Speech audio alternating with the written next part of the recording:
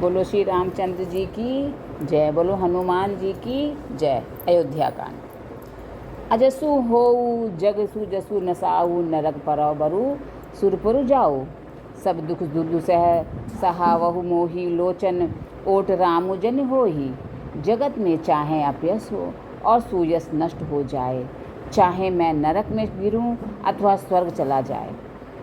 पूर्व पुण्यों के फलस्वरूप मिलने वाला स्वर्ग चाहे मुझे न मिले, और भी सब प्रकार के दूसरे दुख आप मुझसे सहन करा लें, पर श्री रामचंद्र मेरी आँखों की ओट न हो कि असमन गुनई राव नहीं बोला, पीपर पात सरिस मनु डोला। रघुपति पितहि प्रेम बस जानी, पुनि कछु कहि मातु अनुमानी। राजा मन ही मन इस प्रकार विचार कर रहे हैं, बोलते नहीं। उनका मन पीपल के पत्ते की तरह डोल रहा है। श्री रघुनाथ जी ने पिता को प्रेम के वश जानकर और यह अनुमान करके कि माता फिर कुछ कहेंगी तो पिताजी को दुख होगा कि देश काल अवसर अनुसारी, बोले बचन विनित विचारी। तात कहूँ कछु करऊँ ठिठाई, अनुचित क्षमब जाने लरिकाई। देश काल और अवसर के अनुकूल विचार कर विनीत वचन कहें हे तात, मैं कुछ कहता हूँ यह ढिठाई करता हूँ। इस अनौचित्य को मेरी बाल्य अवस्था समझकर क्षमा कीजिएगा कि अति लघु बात लागी दुख पावा, काहू न मोही कही प्रथम जनावा। देखी गुसाई ही पूछियू माता, सुनी प्रसंगु भय शीतल गाता। इस अत्यंत तुच्छ बात के लिए आपने इतना दुख पाया, मुझे किसी ने पहले कहकर ये बात नहीं जनाई। स्वामी को इस दशा में देखकर मैंने माता से पूछा। उनसे सारा प्रसंग सुनकर मेरे सब अंग शीतल हो गए। मंगल समय सने बस सोच परिहरियु, तात आयसु दे हरसी ही कही पुल के प्रभु गात। हे पिताजी, इस मंगल के समय स्नेहवश होकर सोच करना छोड़ दीजिए और हृदय में प्रसन्न होकर मुझे आज्ञा दीजिए। यह कहते हुए प्रभु श्री रामचंद्र जी संवाग पुलकित हो गए। धन्य जन्मु जगति तलतासु, पीतई प्रमोदु चैत्र सुनि जासु।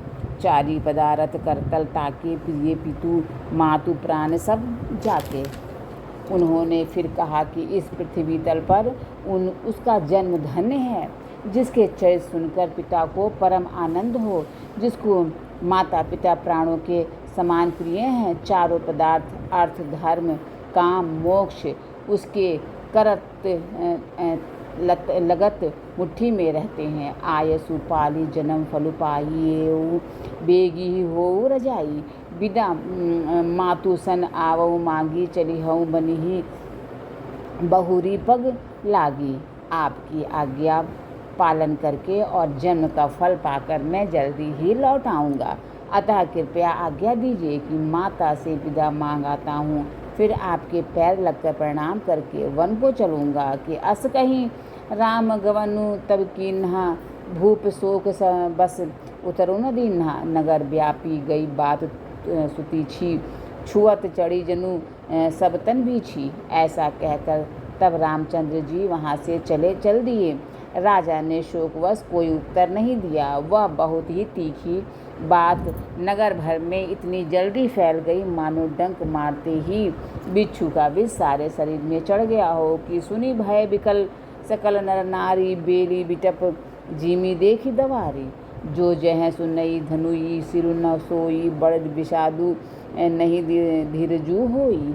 इस बात को सुनकर सब स्त्री पुरुष ऐसे व्याकुल हो गए जैसे दावानल वन में आग लगी देखकर बेल और वृक्ष मुरझा जाते हैं।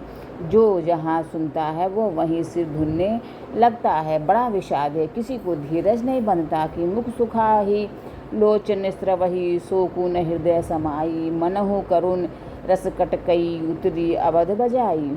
सबके मुख सूखे जाते हैं, आँखों से आंसू बहते हैं, शोक हृदय में नहीं समाता। मानो करुणा रस की सेना अवध पर डंका बजाकर उतर आई हो। कि मिले ही माझ विधि बात बेगारी, जह तह देई कह कही गारी। यही पापी नहीं बुझी का परेऊ, छाई भवन पर पाव को धरेऊ। सब मेल मिल गए थे सब संयोग ठीक हो गए थे। इतने में ही विधाता ने बात बिगाड़ दी। जहाँ तहाँ लोग कैकेयी को गाली दे रहे हैं। इस पापिन को क्या सूझ पड़ा जो इसने छाए घर पर आग रख दी कि निज कर नयन काड़ी चह दीखा डारी सुधा विषु चाहत चीखा। कुटिल कठोर कुबुद्धि अभागी भई रघुवंश बेनु बन आगी। यह अपने हाथ से अपनी आँखों को निकाल कर आँखों के बिना ही देखना चाहती है और अमृत फेंक कर विष चखना चाहती है कि यह कुटिल कठोर दुर्बुद्धि और अभागिनी कैकेयी रघुवंश रूपी बास के वन के लिए अग्नि हो गई कि पालो बैठी पेड़ यही काटा सुख मऊसो के ठाठू धरी ठाठा। सदा रामो यही प्राण समाना कारण कवन कुटिल पन उठाना। पत्ते पर बैठकर इसने पेड़ को काट डाला। सुख में शोक का ठट कर रख दिया। श्री रामचंद्र जी इसे सदा प्राणों के समान प्रिय थे। फिर भी न जाने किस कारण इसने यह कुटिलता ठानी कि सत्य कहीं कभी नारी सुभाऊ सब विधि अगहूँ अगाध दुराऊ। निज प्रतिबिंबु बरकु गई जाई जानी न जाई नारी गति भाई। कवि सत्य ही कहते हैं कि स्त्री का स्वभाव सब प्रकार से पकड़ने में न आने योग्य अथाह और भेद भरा होता है। अपनी परछाई भले ही पकड़ जाए पर भाई स्त्रियों की गति नहीं जानी जाती। का न पावकु जारी सक्का न समुद्र समाई का न करे अबला प्रबल के ही जग कालू न खाई। आग क्या नहीं जला सकती समुद्र में क्या नहीं समा सकता। अबला कहने वाली प्रबल स्त्री क्या नहीं कर सकती और जगत में काल किसको नहीं खाता कि का सुनाई विधि का सुनावा का दिखाई चय का दिखावा। एक कहीं भल भूप न कीन्हा बरु बिचारी नहीं कुमति ही दीना।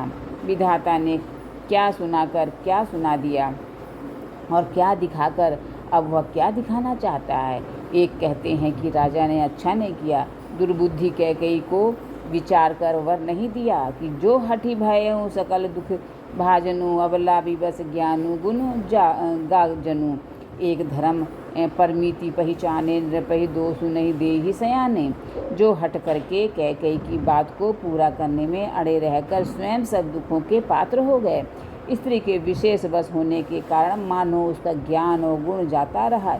एक दूसरे को धर्म की मर्यादा को जानते हैं और सयाने हैं।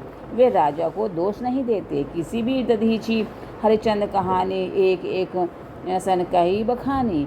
एक भरत कर सम्मत कही एक उदास भाई सुनि रही।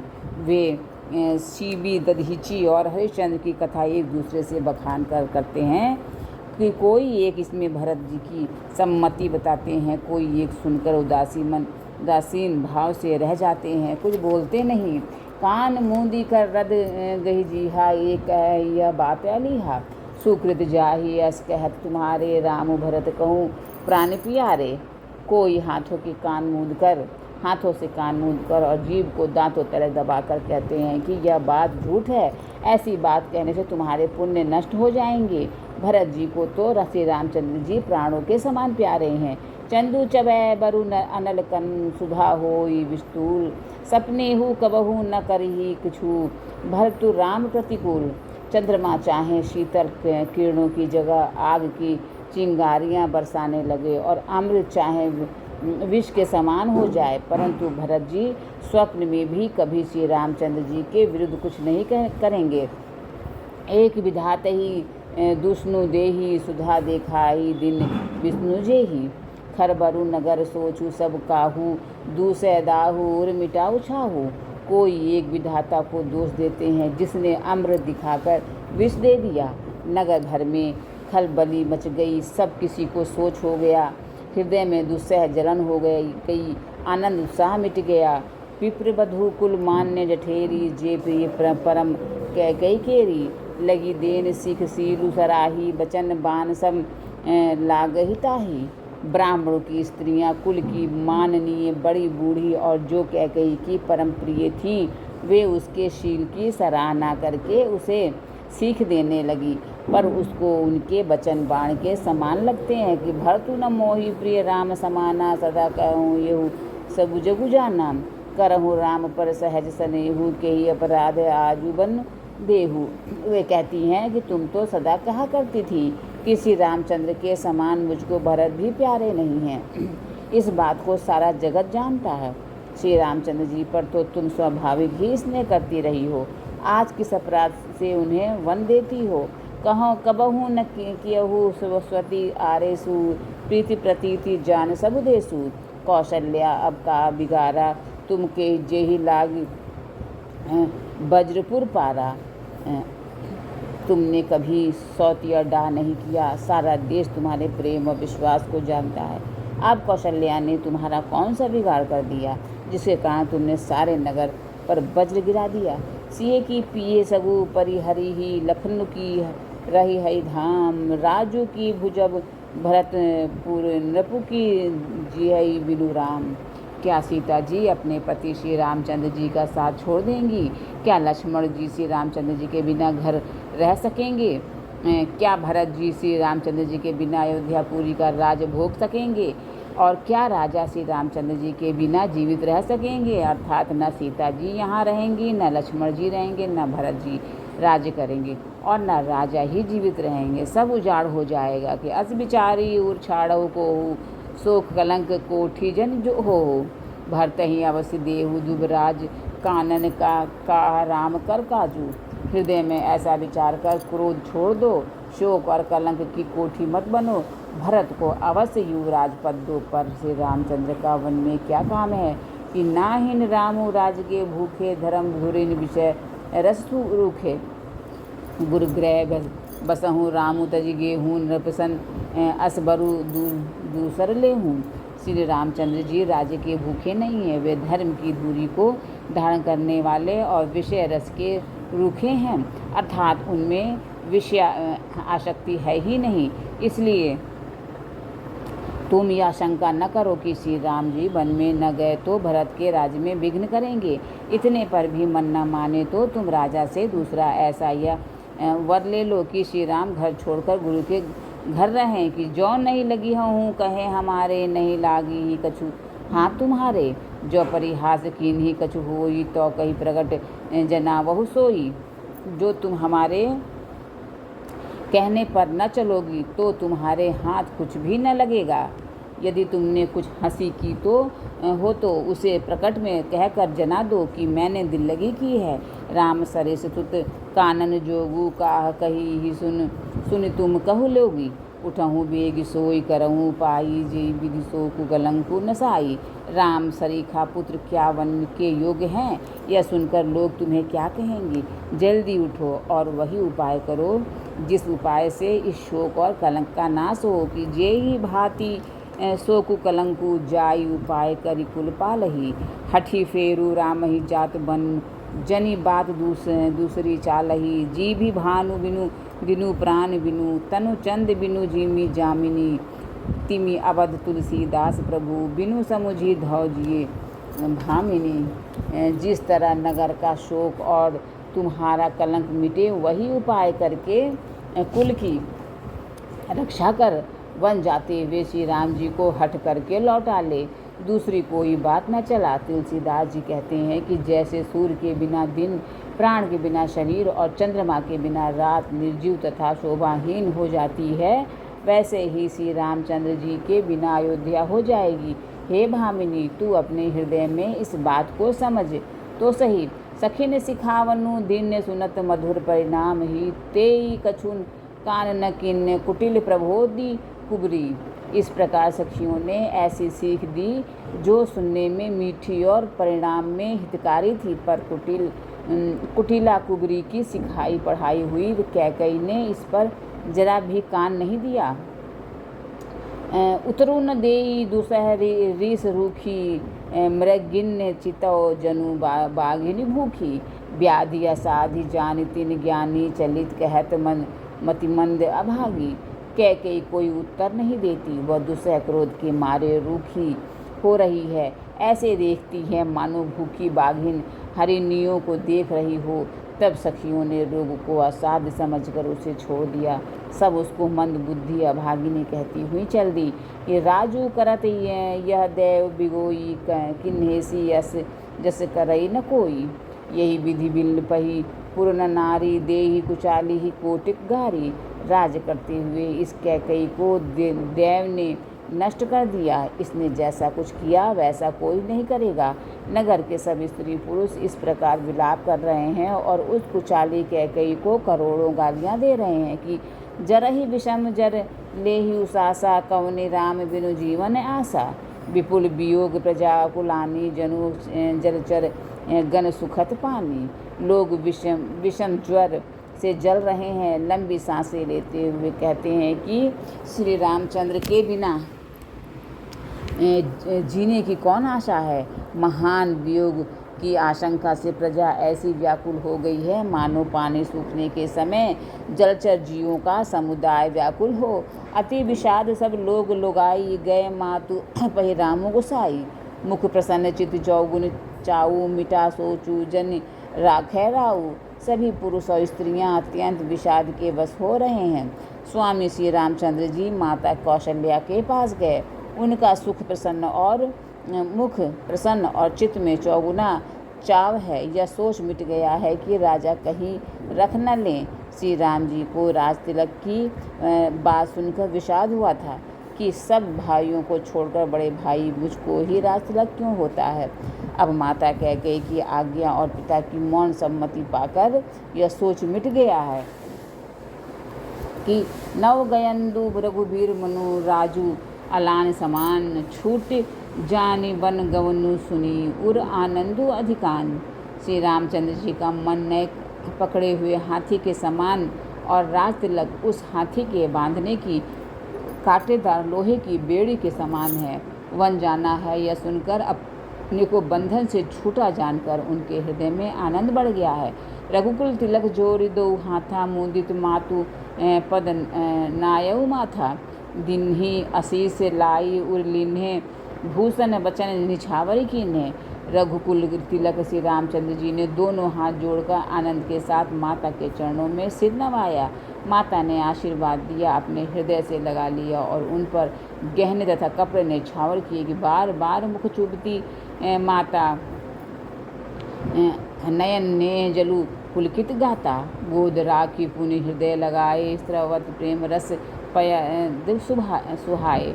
माता बार बार श्री रामचंद्र जी का मुख चूम रही हैं। नेत्रों में प्रेम का जल भर आया है और सब अंग पुलकित हो गए हैं। श्री राम को अपनी गोद में बैठाकर फिर हृदय से लगा लिया। सुंदर स्तन प्रेम रस दूध बहाने लगे कि प्रेम प्रमोदु न कछु कही जाई, रंक धनद पद बीजन पाई। सादर सुंदर बदनु निहारी, बोली मधुर बचन महतारी। उनका प्रेम और महान आनंद कुछ कहा नहीं जाता, मानो कंगाल ने कुबेर का पद पा लिया हो।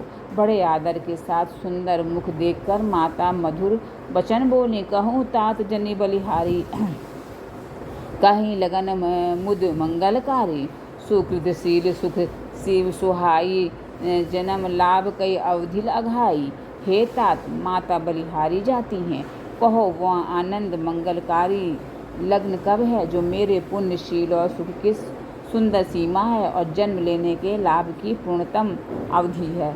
जेहि चाहत नर नारी सब अति आरत यही भांति, जिमि चातक चातकी त्रिषित वृष्टि शरद ऋतु स्वाति। तथा जिस लगन को सभी स्त्री पुरुष अत्यंत व्याकुलता से इस प्रकार चाहते हैं, जिस प्रकार प्यास से चातक और चातकी शरद ऋतु के स्वाति नक्षत्र की वर्षा को चाहते हैं कि तात जाऊ बलि बेगी नहाऊ, जो मन भाव मधुर कछु खाहू। पीतु समीप तब आयऊ भैया, बई भई बड़ी बार जाई बलि मैया। हे तात, मैं बलैया लेती हूँ, तुम जल्दी नहा लो और जो मन भाए कुछ मिठाई खा लो। भैया, तब पिता के पास जाना, बहुत देर हो गई है, माता बलिहारी जाती हूँ। बोलो श्री रामचंद्र जी की जय, बोलो हनुमान जी की जय। बोलो श्री रामचंद्र जी की जय, बोलो हनुमान जी की जय। अयोध्या कांड। जब लगी जियों कहूँ कर जोरी, तब लगी जनी कछु कहसी बहोरी।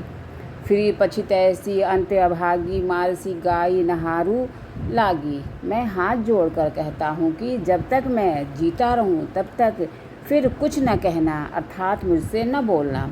अरे अभागिनी, फिर तू अंत में पछताएगी जो तू तात के लिए गाय को मार रही है। कि परे उराऊ कही कोटि विधि, काहे करसी निदानु। कपट सयानी न कहती कछु, जागती मनहु मसानु। राजा करोड़ों प्रकार से बहुत तरह से समझाकर और यह कहकर कि तू क्यों सर्वनाश कर रही है, पृथ्वी पर गिर पड़े, पर कपट करने में चतुर कह कुछ बोलती नहीं, मानो मौन होकर मसान जगा रही हो, शमशान में बैठकर प्रेत मंत्र सिद्ध कर रही हो। कि राम राम रट बिकल भुआलू, जनु बिनु पंख बिहंग बेहालू। हृदय मानव भोरी जनी होई, राम ही जाई कहे जनि कोई। राजा राम राम रट रहे हैं और ऐसे व्याकुल हैं जैसे कोई पक्षी पंख के बिना बेहाल हो। वे अपने हृदय में मनाते हैं कि सवेरा न हो और कोई जाकर श्री रामचंद्र जी से यह बात न कहे कि उदऊ करहु जनि रवि रघुकुल गुरु, अवध बिलो की सुल होई उर। भूप प्रीति कह कई कठिनाई, उभय अवधि विधि रचि बनाई। हे गुरुकुल के गुरु सूर्य भगवान, आप अपना उदय न करें। अयोध्या को बेहाल देखकर आपके हृदय में बड़ी पीड़ा होगी। राजा की प्रीति और कैकेयी की निष्ठुरता दोनों को ब्रह्मा ने सीमा तक रचकर बनाया है, अर्थात राजा प्रेम की सीमा है और कैकेयी निष्ठुरता की। बिलपत्र नृपहि भय भिनुसारा, बिना बेनु शंख धुनि द्वारा। पढ़ई भाट गुण गावही गायक, सुनत नृपहि जनु लागहि सहायक। विलाप करते करते ही राजा को सवेरा हो गया। राजद्वार पर वीणा बांसुरी और शंख की ध्वनि होने लगी। भाट लोग विरुद्धावली पढ़ रहे हैं और गवैये गुणों का गान कर रहे हैं। सुनने पर राजा को वे बाण जैसे लगते हैं कि मंगल सकल सोहाही न कैसे, सैगामी गनि विभूषण जैसे। तेहि निस नींद परी नहीं काहू, राम दरस लालसा उछाहूँ। राजा को ये सब मंगल साज कैसे नहीं सुहा रहा है, जैसे पति के साथ सती होने वाली स्त्री को आभूषण। श्री रामचंद्र जी के दर्शन की लालसा और उत्साह के कारण उस रात्रि में किसी को भी नींद नहीं आई। कि द्वार भीर सेवक सचिव कही, उदित रवि देखी, जागे अजहु न अवधपति, कारुण्य कवन विशेषी। राजद्वार पर मंत्रियों और सेवकों की भीड़ लगी है। वे सब सूर्य को उदय हुआ देखकर कहते हैं कि ऐसा कौन सा विशेष कारण है कि अवधपति दशरथ जी अभी तक नहीं जागे। कि पछले पहर भूपू नित जागा, आजू हमहि बड़ अचरजु लागा। जाहू सुमंत्र जगावहु जाई, कीजिए आकाजु रजायसु पाई। राजा नित्य ही रात के पिछले पहर जाग जाया करते हैं, किंतु आज हमें बड़ा आश्चर्य हो रहा है। हे सुमंत्र, जाओ जाकर राजा को जगाओ, उनकी आज्ञा पाकर हम सब काम करें। कि गए सुमंत्रु तब रावुर माही, देखी भयामन जात डराही। धाई खाई जनु जाय न हेरा, मानव विपत्ति विषाद बसेरा। तब सुमंत्र रावले राजमहल में गए, पर महल को भयानक देखकर वे जाते हुए डर रहे हैं। ऐसा लगता है मानो दौड़कर काट खाएगा। उसकी ओर देखा भी नहीं जाता, मानो विपत्ति और विषाद ने वहाँ डेरा डाल रखा हो। कि पूछे को न उतरु देई, गए जेही भवन भूप कैकेयी। कहीं जय जीव बैठे श्रुनाई, देखी भूप गति गए सुखाई। पूछने पर कोई जवाब नहीं देता। वे उस महल में गए जहाँ राजा और कैकेयी थे। जय जीव कहकर सिर नवाकर वंदना करके बैठे और राजा की दशा देखकर तो वे सूख ही गए। कि सोच विकल विवरण मही परे, मानहु कमल मूलु परिहरे। सचिव सभीत सकल सकई नहीं पूछी, बोली अशुभ भरी शुभ छूछी।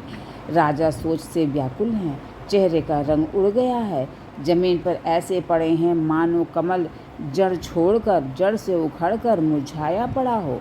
मंत्री मारे डर के कुछ पूछ नहीं सकते। तब अशुभ से भरी हुई और शुभ से विहीन कैकेयी बोली कि परी न राजहि नींद, निसी हेतु नाज जगदीशु। राम राम रटि भोरू किए, कहे न मरमु महिषु। राजा को रात भर नींद नहीं आई। इसका कारण जगदीश्वर ही जाने। इन्होंने राम राम रटकर सवेरा कर दिया, परंतु इसका भेद राजा कुछ भी नहीं बतलाते कि आनहु राम ही बेगी बुलाई, ये समाचार तब पूछे हूँ आई। चले उस मंत्रु राय रुख जानी, लखी कुचालू किन्हीं कचुरानी। तुम जल्दी राम को बुला लाओ, तब आकर समाचार पूछना कि राजा का रुख जानकर सुमंत्र जी चले कि समझ गए कि रानी ने कुछ कुचाल की है, कि सोच बिकल मग पर न पाऊँ, राम ही बोली कही काराऊ। उर्धरि धीरजू गये द्वारे, पूछ ही सकल देखी मनु मारे। सुमंत्र सोच से व्याकुल हैं, रास्ते पर पैर नहीं पड़ता, आगे बढ़ा नहीं जाता। सोचते हैं राम जी को बुलाकर राजा क्या कहेंगे। किसी तरह हृदय में धीरज धरकर वे द्वार पर गए। सब लोग उनको मन मारे देखकर पूछने लगे कि समाधान करि सो सबही का, गयऊ जहाँ दिनकर कुलटी का।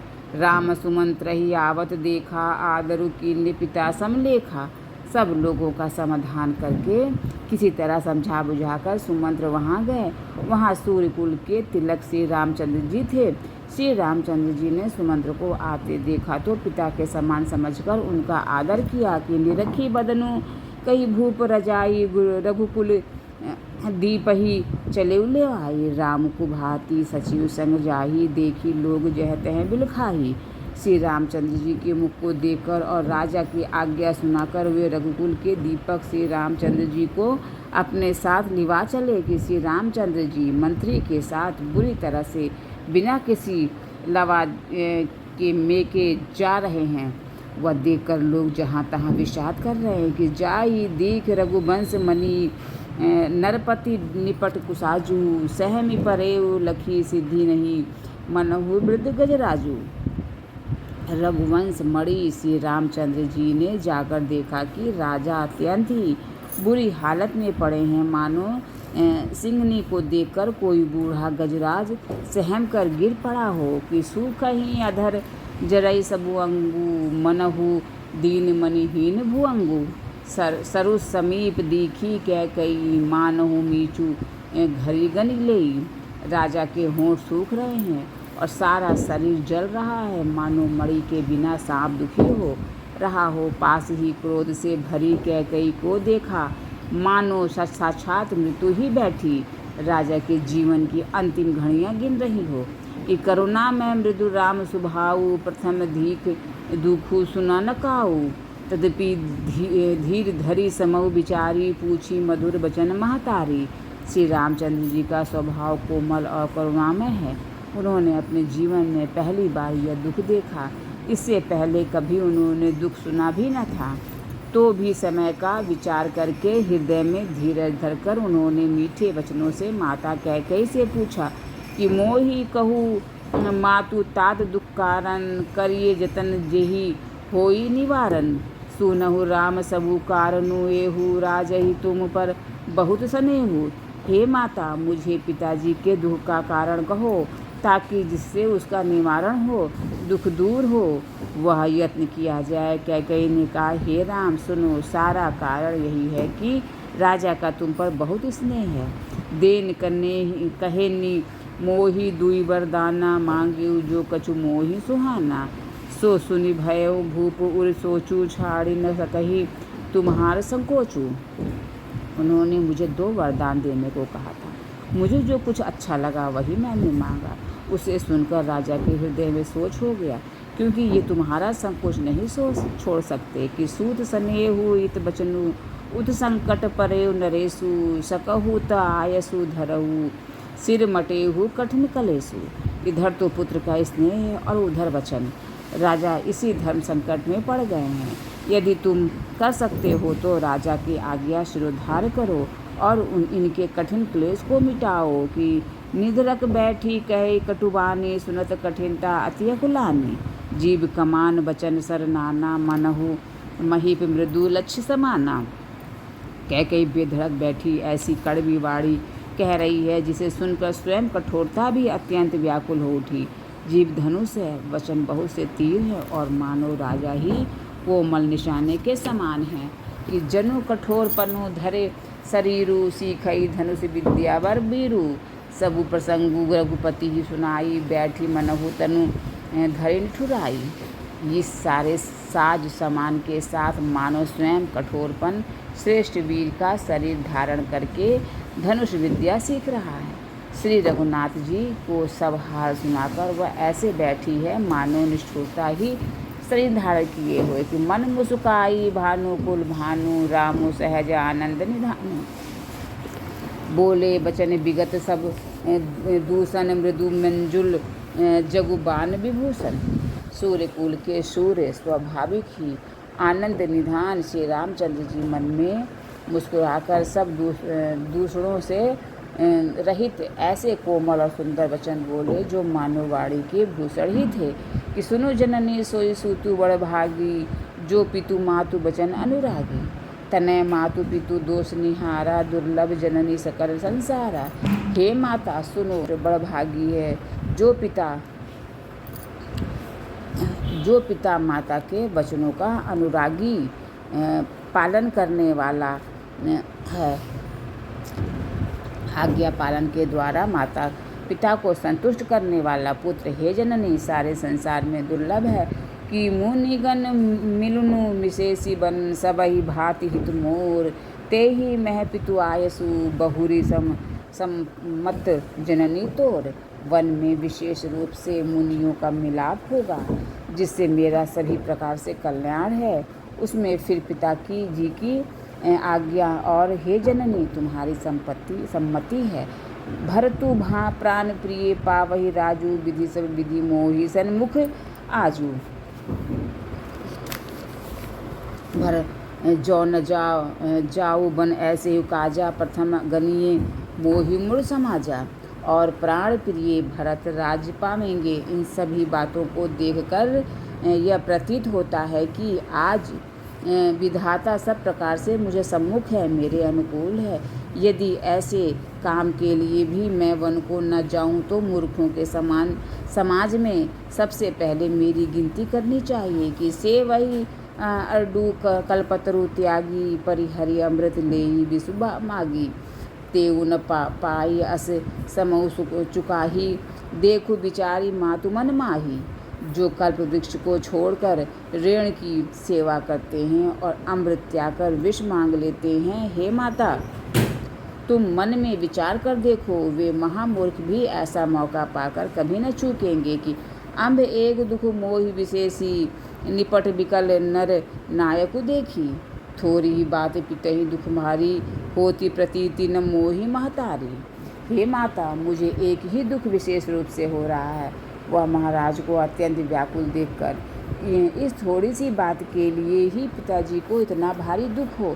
हे माता मुझे इस बात पर विश्वास नहीं होता कि राउ धीर गुण उदधि अगाधु, भा मोहि ते कछु बड़ अपराधु। जाते मोहि न कहत कछु राउ, मोरी शपथ तो ही कहूँ सतिभाऊ। क्योंकि महाराज तो बड़े ही धीर और गुणों के अथाह समुद्र हैं। अवश्य ही मुझसे कोई बड़ा अपराध हो गया है जिसके कारण महाराज मुझसे कुछ नहीं कहते। तुम्हें मेरी सौगंध है माता, तुम सच सच कहो कि सहज सरल रघुवीर बचन, कुमति कुटिल करि जान, चलई जोक जल वक्र गति, यद्यपि सलील समान। रघुकुल में श्रेष्ठ श्री रामचंद्र जी के स्वभाव से ही सीधे वचनों को दुर्बुद्धि कह कई टेढ़ा ही करके जान रही है। जैसे यद्यपि जल समान ही होता है परंतु जोक उसमें टेढ़ी चाल से ही चलती है। रहसी रानी राम रुख पाई, बोली कपट स्नेहु जनाई। शपथ तुम्हारे भरत कै आना, हेतु न दूसर मैं कछु जाना। रानी कैकेयी से रामचंद्र जी का रुख पाकर हर्षित हो गई और कपट पूर्ण स्नेह दिखाकर बोली कि तुम्हारी शपथ और भरत की सौगंध है, मुझे राजा के दुख का दूसरा कुछ भी कारण विदित नहीं है कि तुम अपराध जोगु नहीं ताता, जननी जनक बंधु सुखदाता। राम सत्य सबु जो कछु कहूँ, तुम पितु मातु बचन रथ अहूँ। हे तात तुम अपराध के योग नहीं हो, तुमसे माता पिता का अपराध बन पड़े यह संभव नहीं। तुम तो माता पिता और भाइयों को सुख देने वाले हो। हे राम तुम जो कुछ कह रहे हो वह सब सत्य है। तुम माता पिता के वचनों के पालन में तत्पर हो कि पीते ही बुझाई कहूँ बरि सोई, चौथे पन जे ही अजसु न होई। तुम सम सुवन सुकृत जे ही दीन्हे, उचित न तासु निरादरु कीन्हे। मैं तुम्हारी बलिहारी जाती हूँ, तुम पिता को समझाकर वही बात कहो जिससे चौथेपन में इनका अपयश न हो। जिस पुण्य ने इनको तुम जैसे पुत्र दिए हैं उसका निरादर करना उचित नहीं है। कि ला गई कुमुख बचन शुभ कैसे, मगह गया दिक तीरथ जैसे। राम ही मातु बचन सब भाए, जिमी सुरसरी गत सलिल सुहाए। कैकेयी के बुरे मुख में ये शुभ वचन कैसे लगते हैं, जैसे मगध देश में गया आदिक तीर्थ श्री रामचंद्र जी को माता कैकेयी के सब वचन ऐसे अच्छे लगे जैसे गंगा जी में जाकर अच्छे बुरे सभी प्रकार के जल शुभ सुंदर हो जाते हैं। कि गई मूर्छा राम ही सुमीरी, नृप फिरी करवट लीनी, सचिव राम आगमन कही, विनय समय सम कीन। इतने में राजा की मूर्छा दूर हुई। उन्होंने राम का स्मरण करके राम राम कहकर फिर करवट ली। मंत्री ने श्री रामचंद्र जी का आना कहकर समयानुकूल विनती की कि अवनीप अकनी राम पगुधारे, धरि धीरजु सब नयन उघारे, सचिव सभारी राव बैठारे, चरण परत नृप राम भी निहारे।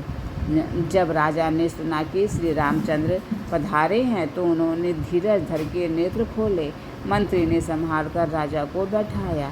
राजा ने श्री रामचंद्र जी को अपने चरणों में पड़ते प्रणाम करते देखा। लिए सने विकल उर लाई, गै मनि मनहु फनिक फिर पाई। राम ही चितई रहे उर नर नाहु, चला विलोचन बारी प्रभाऊ। इसने से विकल राजा ने राम जी को हृदय से लगा लिया, मानो सांप ने अपनी खोई हुई मणि फिर पा ली हो। राजा दशरथ जी श्री रामचंद्र जी को देखते ही रह गए। उनके नेत्रों से आंसुओं की धारा बह चली। कि शोक विवश कछु कह न पारा, हृदय लगावत बारहि बारा। विधि ही मानव राउ मन माही, जे ही रघुनाथ न कानन जाही। शोक के विशेष वश होने के कारण राजा कुछ कह नहीं सकते। वे बार बार श्री रामचंद्र जी को हृदय से लगाते हैं और मन में ब्रह्मा जी को मनाते हैं कि जिससे श्री रघुनाथ जी की वन को न जाएं। कि सुमरी महे शशि कहि निहोरी, विनती सुनहु सदाशिव मोरी। आशुतोष तुम अवडरदानी, आरती हरहु दीन जनु जानी। फिर महादेव जी का स्मरण करके उनसे निहोरा करते हुए कहते हैं कि हे सदाशिव, आप मेरी विनती सुनिए। आप आशुतोष शीघ्र प्रसन्न होने वाले और ऑर्डरदानी मुँह मांगा दे डालने वाले हैं। अतः मुझे अपना दीन सेवक जानकर मेरे दुख को दूर कीजिए। कि तुम प्रेरक सबके हृदय सो मति राम ही देहूँ, बचनु मोर तजी रही घर परिहर सीलु स्नेहु। आप प्रेरक रूप से सबके हृदय में हैं। आप श्री रामचंद्र को ऐसी बुद्धि दीजिए जिससे वे मेरे वचन को त्याग कर और शील स्नेह को छोड़कर घर ही में रह जाएं। बोलो श्री रामचंद्र जी की जय, बोलो हनुमान जी की जय।